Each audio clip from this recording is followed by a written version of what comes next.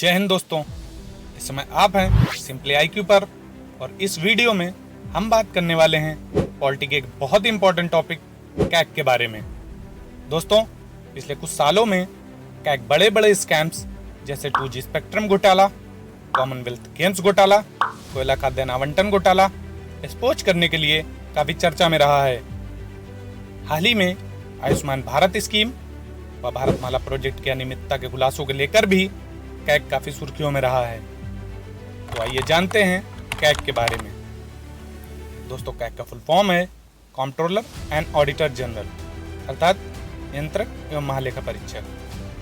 Basically CAG Bharat सरकार व राज्य सरकारों के व्यय का ऑडिट करता है।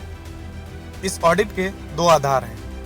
पहला, पैसा जिस काम के लिए निकाला गया था उसी के लिए खर्च किया गया है, और दूसरा, जरूरत से ज़्यादा तो नहीं खर्च किया गया है। यह ऑडिट कैग IANAD अर्थात Indian audit and account department के माध्यम से करता है। दोस्तों, ब्रिटेन में कैग कंट्रोलर या नियंत्रक का भी कार्य करता है, अर्थात वह पहले ही वित्त अलॉटमेंट पर नियंत्रण करता है।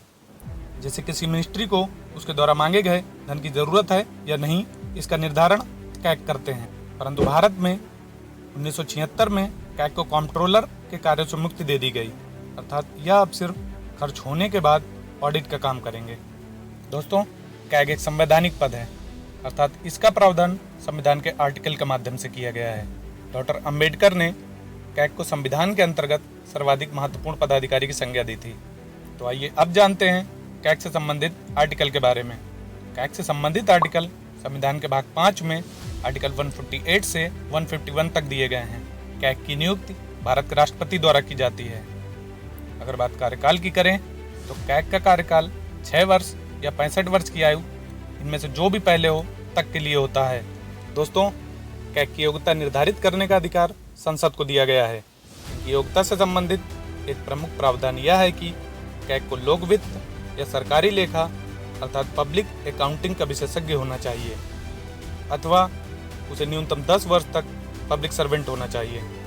इतना महत्वपूर्ण संवैधानिक पद होने के कारण कैग को सरकारी दबाव से सुरक्षित रखने के लिए इसे कुछ स्वतंत्रता व सुरक्षा भी प्रदान की गई है। जैसे कि इसे अपने पद से केवल उन्हीं आधारों पर से हटाया जा सकता है जैसे कि सुप्रीम कोर्ट के जज को हटाया जाता है। दूसरी सुरक्षा है वेतन संबंधी सुरक्षा।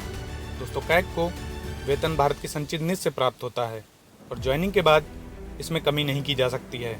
तीसरा है, पद छोड़ने के बाद कैग भारत सरकार या राज्य सरकार के अधीन किसी भी पद का पात्र नहीं होगा। अगर बात कैग के कार्यों की जाए तो आर्टिकल 149 के तहत संसद ने महालेखा परीक्षक कर्तव्य शक्तियां एवं सेवा शर्तें अधिनियम 1971 के माध्यम से कैग के निम्न कर्तव्य निर्धारित किए हैं। पहला है, सेंट्रल गवर्नमेंट, स्टेट गवर्नमेंट व ऐसी यूनियन टेरिटरी जहां विधानसभा है के संचित निधि अर्थात कंसोलिडेटेड फंड व आकस्मिक निधि अर्थात कंटीजेंसी फंड का ऑडिट करना।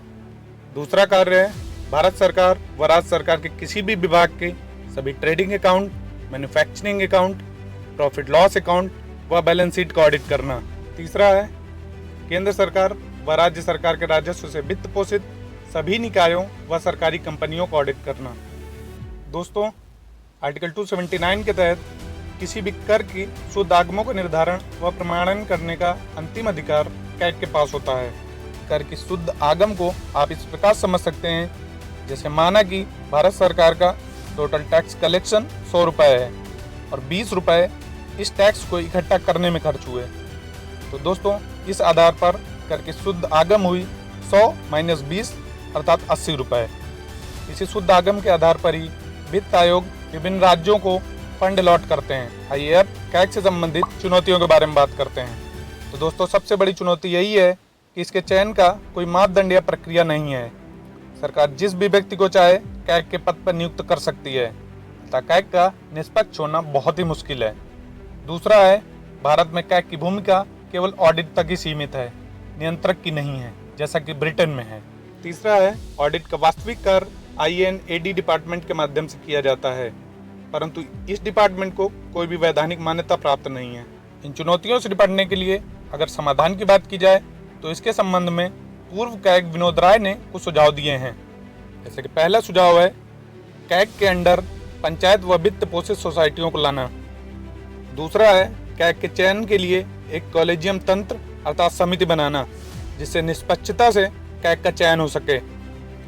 तो आइए अब बात करते हैं कैग से संबंधित रिपोर्ट की। दोस्तों, कैग अपनी रिपोर्ट राष्ट्रपति या संबंधित राज्य के राज्यपाल को सौंपते हैं, जिसे राष्ट्रपति संसद में व राज्यपाल विधानमंडल में प्रस्तुत करते हैं। इसके बाद लोक लेखा समिति यानी पब्लिक अकाउंटिंग कमेटी इसका मूल्यांकन करती है और इसके निष्कर्ष प्रस्तुत करती है। दोस्तों, सबसे इम्पोर्टेंट पॉइंट है कि कैग की रिपोर्ट भ्रष्टाचार रोकने का एक प्रमुख साधन है और इसकी रिपोर्ट के आधार पर न्यायालय में कार्रवाई की जा सकती है। आइए अब बात करते हैं कि हमारे फर्स्ट कैग कौन थे। दोस्तों, इनका नाम है वी नरहरि राव। आइए अब जानते हैं अपने वर्तमान कैग के बारे में। तो दोस्तों, इनका नाम है गिरीश चंद्र मुर्मू।